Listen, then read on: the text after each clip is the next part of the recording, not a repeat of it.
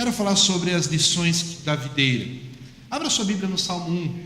Vamos começar lendo esse texto. Não é o texto que nós vamos utilizar, mas por toda a Bíblia nós temos textos onde é feito algum tipo de paralelo, e através de um paralelo nós podemos aprender verdades eternas. Quando nós pensamos nas parábolas de Jesus, Jesus utiliza conceitos simples para poder trazer verdades eternas, verdades sobre o reino. No Antigo Testamento, por diversas vezes, Jesus, ou Deus, também faz isso através dos seus profetas. E no Salmo 1, nós temos um salmo bem conhecido, mas no versículos 3 até o versículo 4, ele faz uma comparação sobre dois tipos de árvores que nós podemos ter. Versículo 3 diz o seguinte: ele, ou seja, ele está falando sobre o justo, é como a árvore plantada junto à corrente de águas, que no devido tempo dá o seu fruto, e cuja folhagem não murcha, e tudo quanto ele faz será bem sucedido. Os ímpios não são assim, são porém como a palha que o vento dispersa. Ou seja, Jesus, o Deus aqui, quando ele colocou o salmo, ele utiliza a ilustração da árvore para poder dizer a firmeza, o fortalecimento que a palavra de Deus pode dar para nós. Quando ele fala sobre a palha que o vento dispersa, é justamente isso. Está tudo bem aí? Tá, eu já estou digitando lá. Quando ele fala sobre a palha que o vento dispersa, você tem a ver com algo sem vida, sem raiz, sem alimentação. E com isso ele diz que o justo é aquele que busca na palavra de Deus, tem o prazer na palavra de Deus, para aprender sobre o que Deus quer para poder se manter nutrido. E a palha é aquele que não busca isso, com o tempo seca e ele é facilmente levado, não há uma firmeza na vida dele.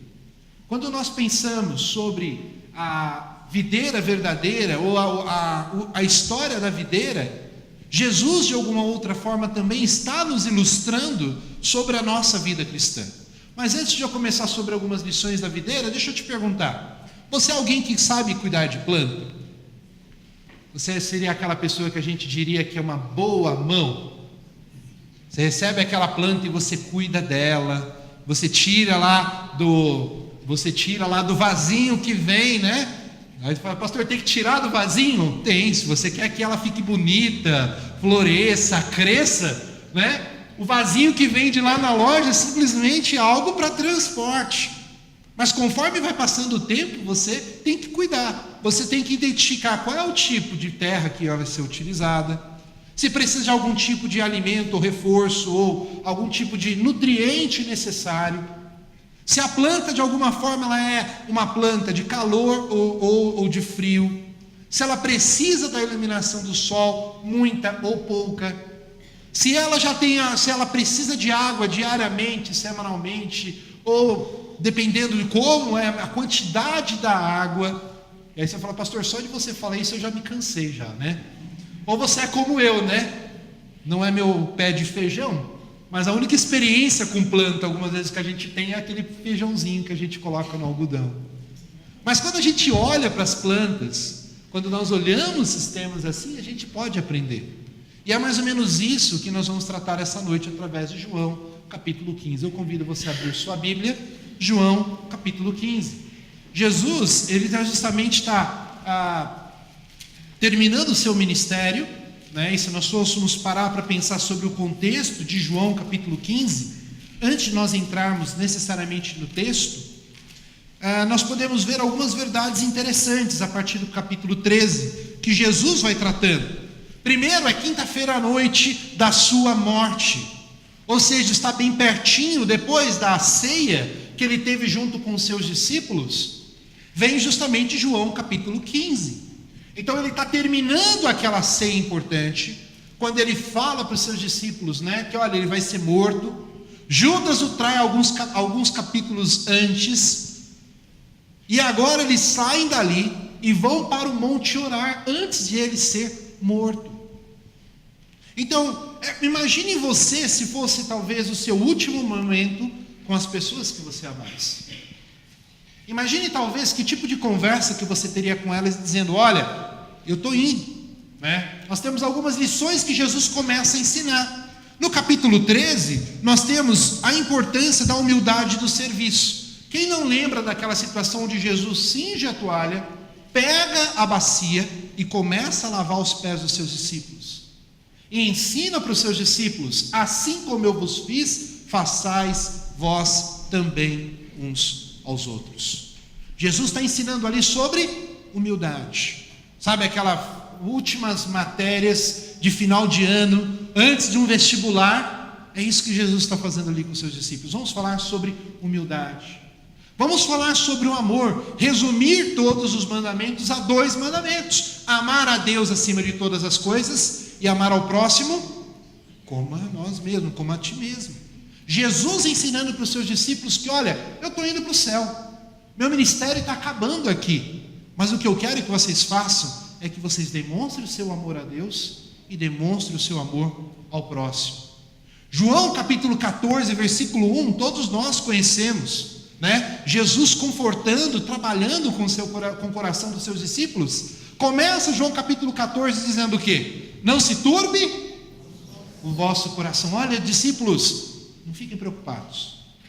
Discípulos, não fiquem tristes.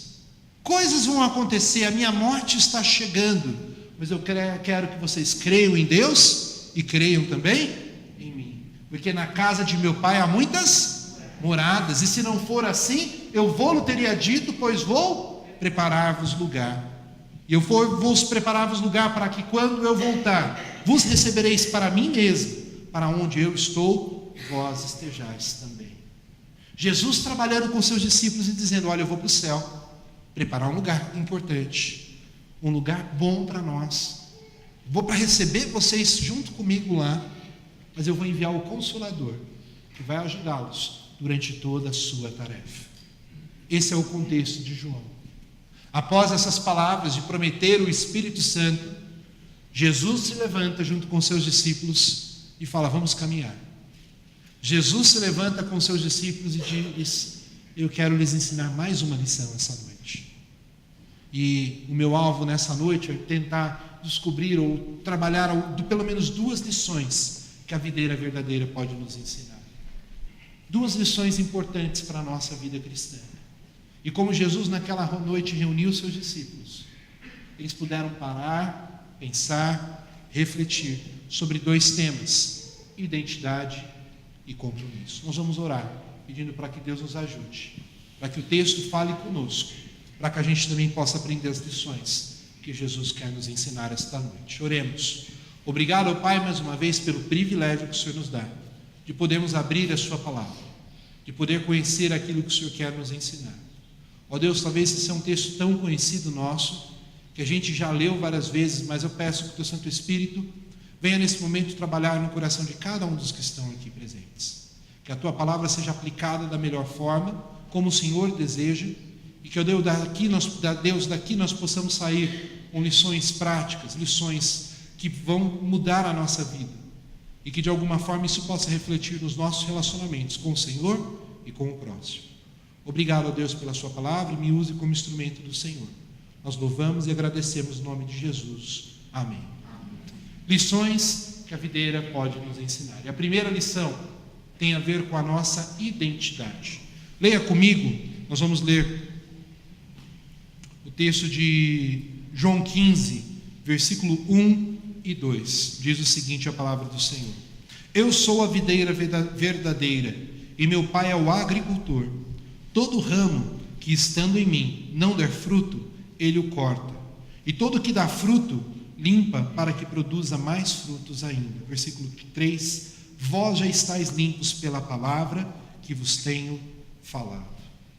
Identidade é um assunto muito importante, porque muitas vezes nós precisamos nos identificar quem nós somos dentro do processo de aprendizado de Jesus. E aqui, pelo menos nesse texto, ele apresenta 3 personagens, não são difíceis de identificar.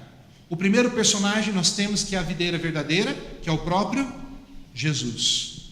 Ele mesmo se apresenta como sendo a videira verdadeira. E eu não sei se você já teve a oportunidade de poder conhecer alguns ramos da videira, né? Se por acaso você já teve a oportunidade de poder ver um pé de uva,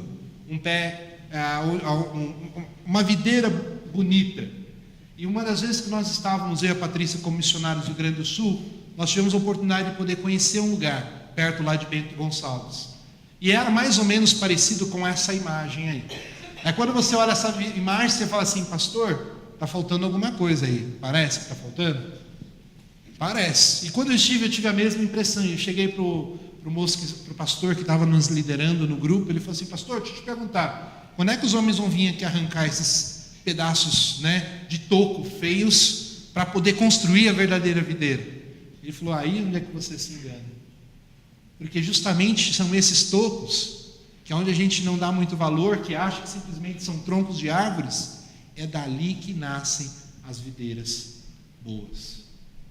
É quando os galhos eles são enxertados, colocados nesses pedaços de paus velhos, que muitas vezes, ou troncos que não têm vida, mas é através justamente desse que não tem vida, é que vão nascer as folhas, é que vão nascer os galhos, aonde vai nascer os brotos, para que nós possamos ter a verdadeira uva. E eu fiquei pensando, eu falei: poxa, é verdade. Quando a gente olha talvez para Isaías, não sei se você lembra do texto de Isaías capítulo 53, versículos 2, diz o seguinte: há 700 anos antes de Cristo, porque foi subindo como um renovo perante ele, e como raiz de uma terra seca, não tinha aparência nem formosura, olhámo-lo, mas nenhuma beleza havia que nos agradasse. 700 anos antes, Isaías fala sobre Jesus.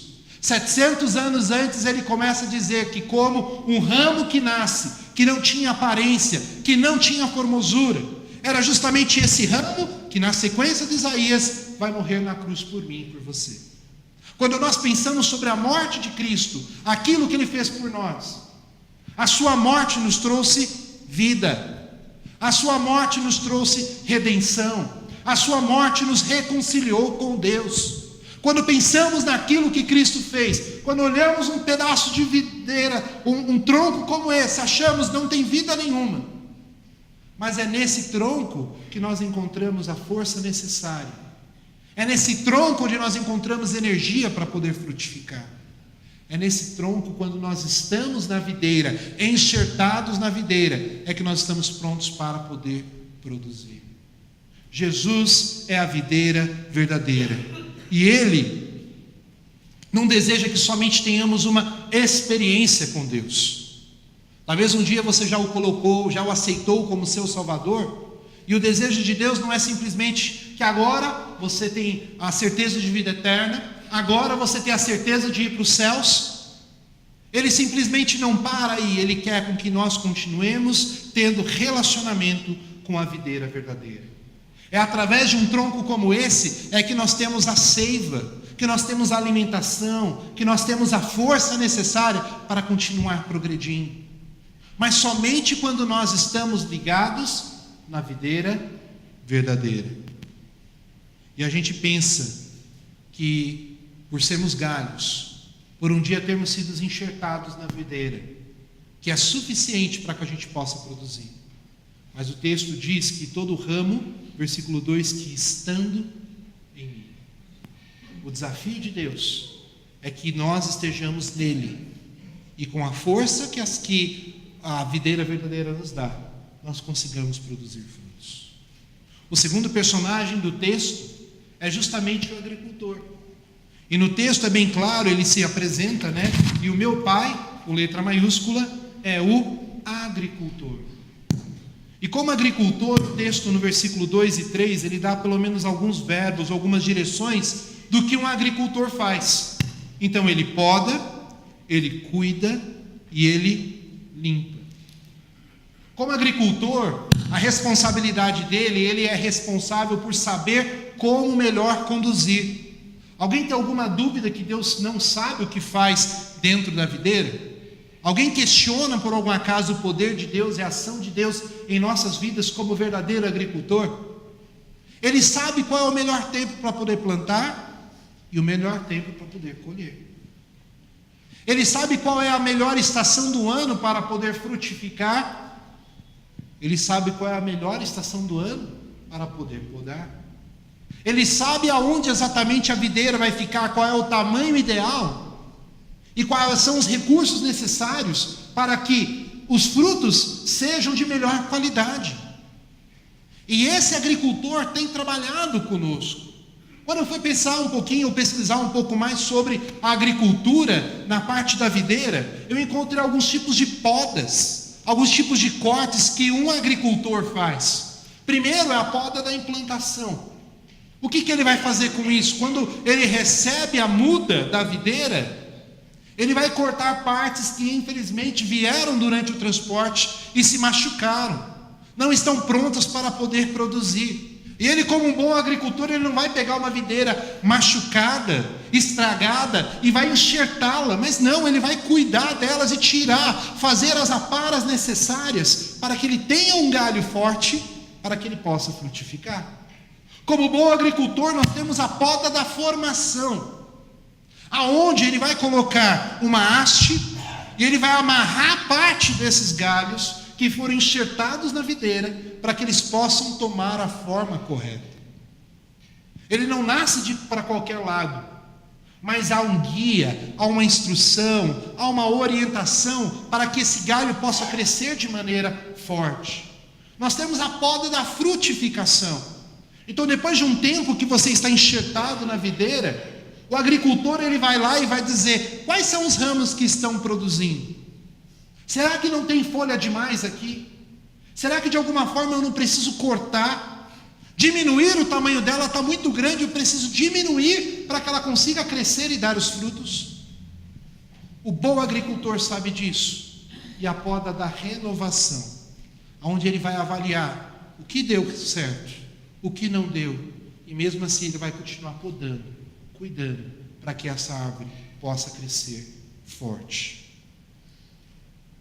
Quando eu paro para pensar sobre o paralelo que é feito entre o agricultor e Deus e as nossas vidas, eu parei para pensar sobre situações onde Deus, como verdadeiro agricultor, tem trabalhado na minha vida e na sua vida para poder nos podar, para que nós possamos ser mais fortes. Durante esse ano, você consegue identificar uma situação, um luto, uma dor, um sofrimento, a perda de algo, alguma tristeza dentro do seu coração, que de alguma forma faz você olhar para os céus e perguntar para Deus: Deus, por que você está fazendo isso? Mas nós precisamos confiar que o verdadeiro agricultor, que é Deus, sabe exatamente o que fazer e quando fazer. E precisamos confiar no verdadeiro agricultor, que sabe o que é melhor para cada um de nós. É fácil? Não é fácil. Nós, como ramos, queremos dar um jeito, mas precisamos confiar no habilidoso agricultor que cuida de nós.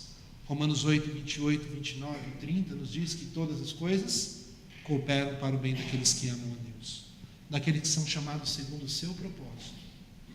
Mas o propósito ali para que nós possamos ser conformados à imagem do Filho de Deus. Deus tem usado situações na minha e na sua vida para que de alguma forma a gente possa confiar e descansar no verdadeiro agricultor que é Deus. Ele quer cuidar de nós. Ele quer nos moldar para que possamos dar frutos. E o terceiro personagem somos nós, os ramos.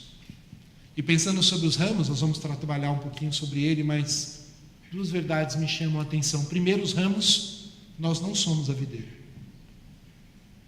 O problema é que nós achamos, conforme vai passando, talvez no início da vida cristã, nós pensamos que nós somos fortes o suficiente, ou nós dependemos de Deus. Quando aceitamos Cristo como Salvador, nós rendemos a nossa vida a Ele. Nós oramos, buscamos a sua orientação, aprendemos durante o processo a descansar no poder de Deus e deixar com que Deus trabalhe conosco. Mas conforme vai passando a vida cristã, a gente vai aprendendo e achando que nós mesmos somos fortes o suficientes para vivermos longe da videira. Não, peraí, eu já tenho tanto tempo de experiência, Eu já tenho tanto tempo de ministério. Eu já tenho uma família tão grande, deixa eu resolver meus problemas. E quando os problemas vão aparecendo, ao invés de nós buscarmos os nutrientes na videira verdadeira, nós queremos nos desligar da videira e dizer, deixa que eu resolvo pelos meus próprios métodos, pela minha própria forma. E esquecemos o que o versículo 5 diz, que nós precisamos depender, que sem a videira nós não podemos fazer nada. Precisamos entender, nós não somos a videira e precisamos da videira para poder sobreviver, para poder produzir. Segunda verdade, nós não somos o agricultor. Algumas vezes a gente olha para o vaso e fala assim, quem nunca fez isso, né? Eu acho que essa planta está precisando de água. Você vai lá e enche de água. Aí no outro dia está lá a planta morta. Fala, mas o que deu de errado? A gente não pesquisou, a gente não sabia como funcionava. E eu entendo que nas nossas vidas, muitas vezes é assim que funciona. A gente olha para outros padrões, a gente olha para as outras pessoas, para o que a sociedade apresenta e diz, bem, está todo mundo fazendo, por que eu não vou fazer? Mas a gente esquece que tem um agricultor que está trabalhando, que está cuidando, que está podando. E ao invés de nós nos submetermos ao agricultor e dizer, Senhor, eu estou aqui, eu quero que o Senhor trabalhe na minha vida, eu quero que o Senhor me ensine. Ao invés disso, nós acabamos tentando decidir e resolver as coisas longe da videira verdadeira. Identidade.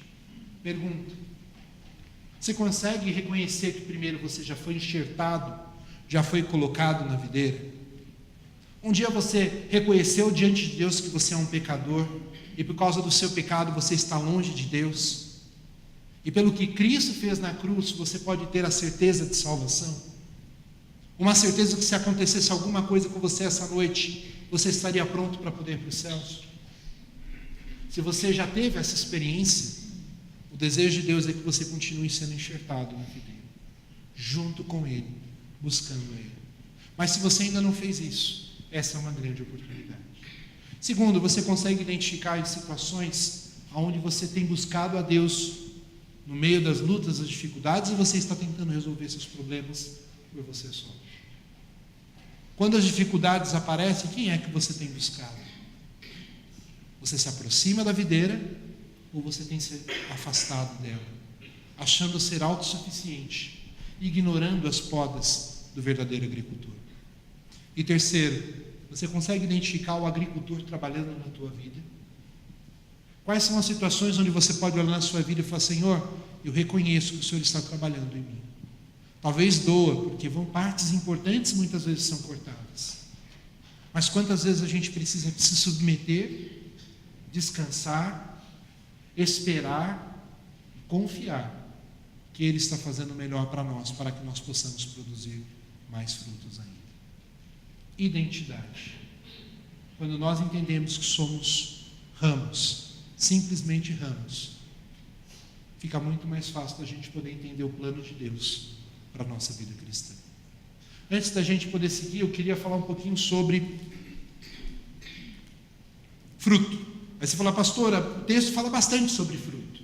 É verdade, o texto fala sobre fruto. E muitas vezes a gente pensa que frutos são quantidade de pessoas que nós levamos a Cristo. Ah, pastor, se eu sou a videira, então várias pessoas. Não é isso que o texto quer dizer. Quando a gente olha para a palavra de Deus, um dos textos que nos mostra sobre o fruto é justamente o que está em Gálatas capítulo 5. O fruto do Espírito. Atitudes internas que estão dentro de nós e que vão ser reproduzidas através das nossas atitudes. Quando internamente eu permito com que o Espírito Santo trabalhe na minha vida, as minhas atitudes para as outras pessoas serão como Gálatas nos ensina. Mas o fruto do Espírito é amor, alegria, paz, longanimidade, benignidade, bondade, fidelidade, mansidão e domínio próprio. E contra essas coisas não há lei. Se você ler o capítulo justamente de Gálatas, capítulo 5, você vai perceber que há verbos ali falando sobre a importância do andar, do continuar, do permanecer, do depender, do deixar Deus agir através de você. E quando Ele age através de você, o resultado do fruto do Espírito em você são atitudes externas como essa. O desejo de Deus é que todos nós, se um dia você já aceitou Jesus como Salvador, é que esse fruto do Espírito, as atitudes do Espírito estejam na sua vida. Mas para isso a gente tem que identificar e entender quem nós somos. Nós somos ramos. Mas não só isso, nós precisamos ter um compromisso de produzir frutos. Uma atitude onde nós deixemos ou permitamos com que o Espírito Santo trabalhe dentro de nós, para que nós possamos produzir os frutos que Ele deseja. E no texto nós temos pelo menos 3 tipos de ramos. O primeiro tipo de ramo está no versículo 15, versículo 2, capítulo 15, versículo 2. Todo ramo que estando em mim não der fruto, Ele o corta. Então nós temos aqui um tipo de cristão, um cristão que está em Cristo. Aqui não está falando que você não é um salvo. Aqui não está falando que você não teve uma experiência no sentido de aceitá-lo como seu Salvador. Mas ele diz que mesmo estando em Cristo, nós podemos ser ramos que não dão nenhum tipo de fruto. Agora imagina o quão frustrante é para você colocar uma semente, trabalhar na terra, ficar dias e dias produzindo, trabalhando para que ela possa produzir, e quando você olha para o vaso, nada acontece. Passa-se um dia, passa-se 2, passam-se meses, passam-se anos, e todo o potencial que uma semente tem para poder produzir frutos, ela não é desenvolvida. Quando ao invés de você ter uma árvore aonde por causa do que Cristo fez na cruz, poderíamos produzir o amor, poderíamos permitir, deixar com que o Espírito Santo ajude-nos para que amemos mais, para que fôssemos mais alegres, passa-se o tempo e não consegue se ver mudança nenhuma nas nossas vidas.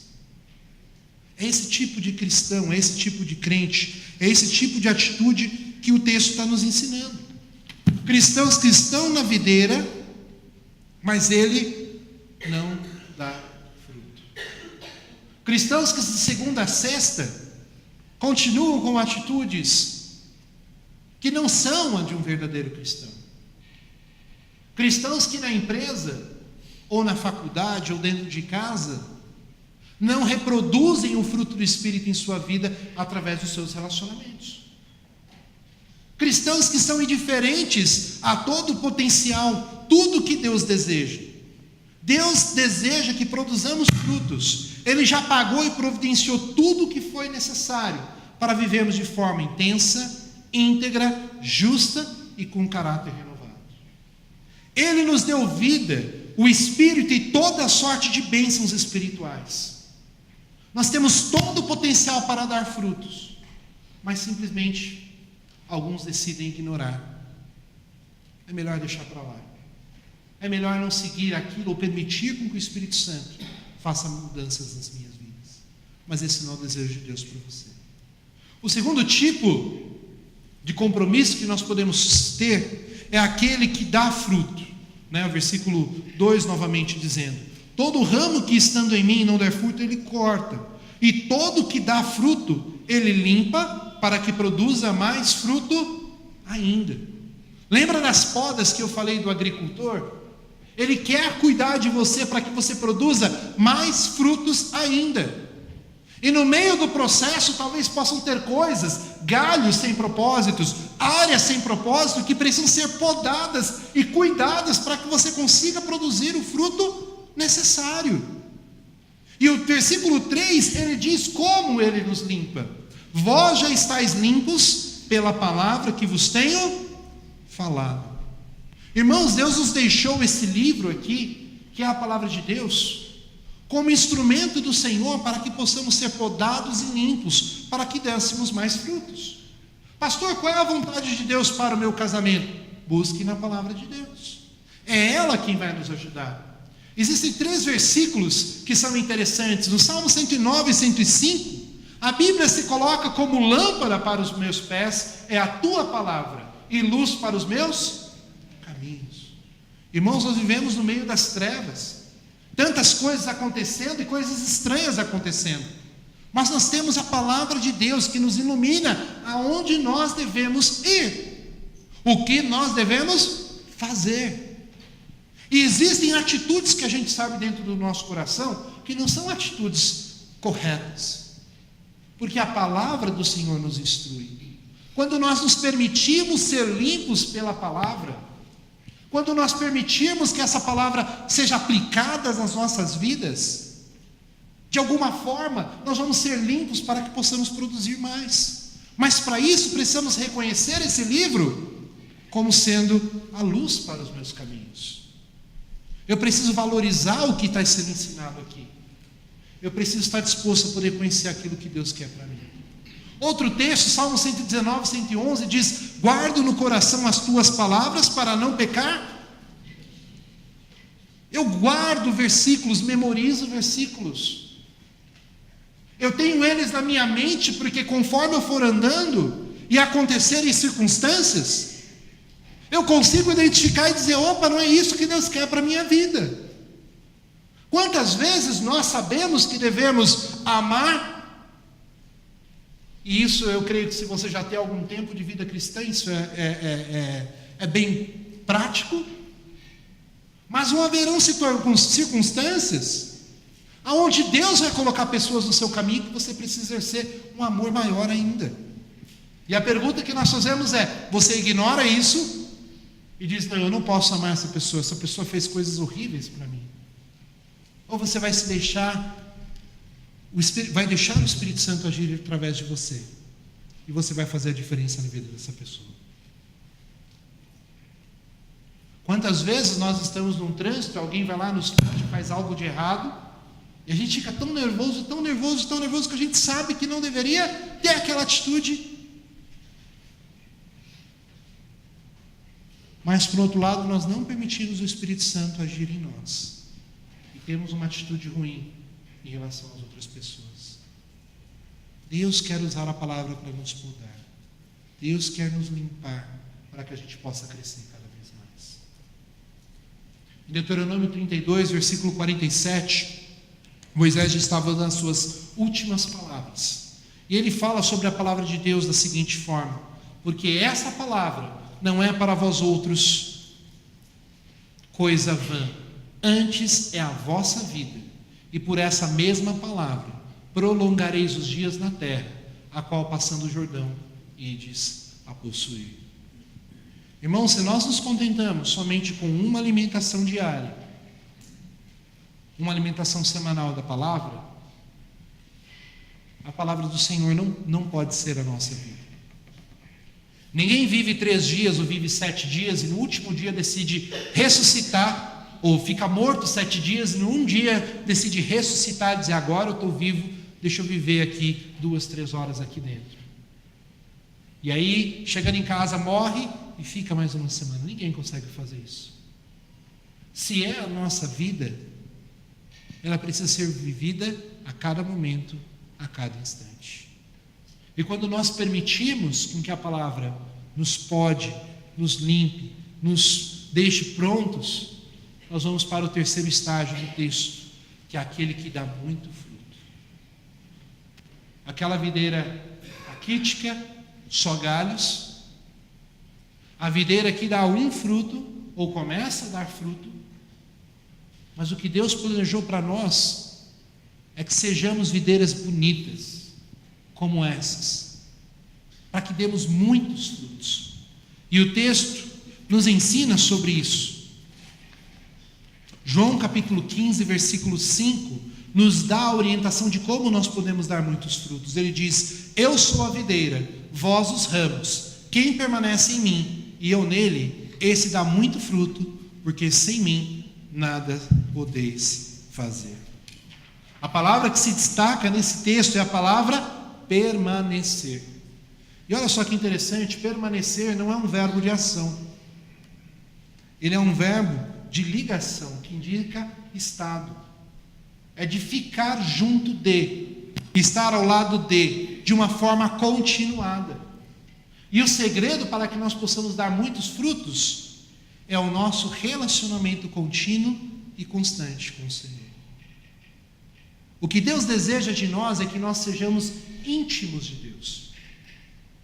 O que Deus deseja de nós é que não nos contentemos somente com uma alimentação semanal, mas que diariamente, pelo menos como nós comemos, lembremos da palavra do Senhor, apliquemos a palavra do Senhor em todo momento, dependamos do Senhor em todo momento. O que Deus quer justamente é que a gente, o que Deus deseja é com que nós estejamos tão ligados com a videira, para que quem olhe perceba que nós somos um com Ele. O que Deus deseja é que nós tenhamos um tempo de oração tão próximo, que a gente não se desligue de Deus em nossas orações. É o que significa orar sem cessar. O que Deus deseja de nós é com que nós olhemos para esse livro, não como qualquer outra coisa, mas como a nossa vida, ao ponto de poder entender e buscar, falar: Deus, eu quero entender o que o Senhor quer, eu quero permanecer no Senhor. E mesmo quando as lutas aparecerem, porque lutas vão aparecer, dificuldades vão aparecer, mas a gente está tão ligado com Deus que a gente consegue entender aquilo que Ele quer para nós. Deus deseja com que nós manifestemos, demos muitos frutos.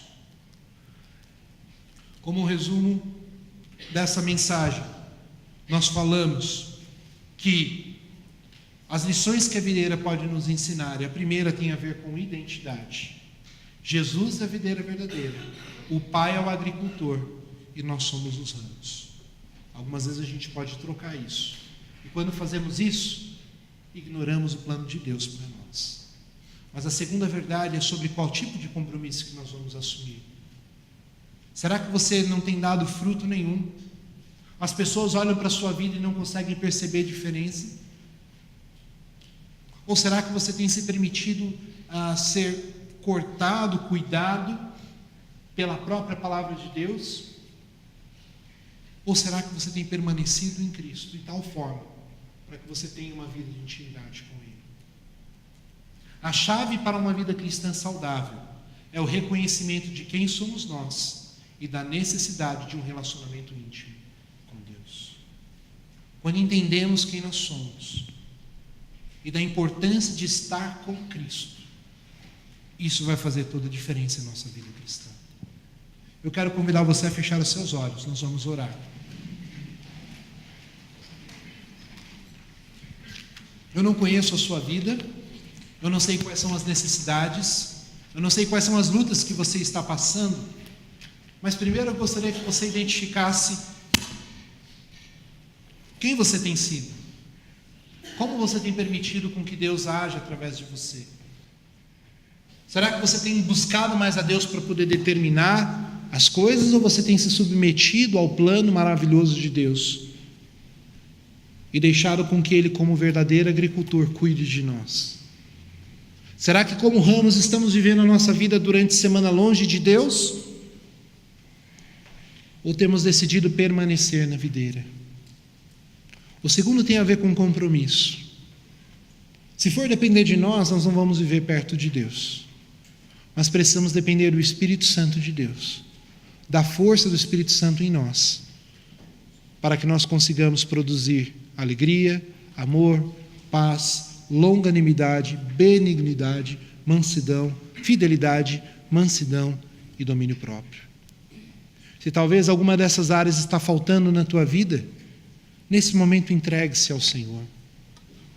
Converse com Ele pedindo para que, de alguma forma, você busque a palavra de Deus e se submeta a ela, aquilo que Deus quer que você faça. Se talvez você está vivendo longe de Deus, hoje é o dia de você se reconciliar com Deus e dizer: Senhor, me ajude a permanecer no Senhor. Que o culto na minha vida não acabe daqui a pouco, mas que seja o início de uma semana, dependendo da videira verdadeira, confiando no Senhor, permitindo com que mesmo as lutas eu consiga ver a tua mão e o teu amor sobre mim.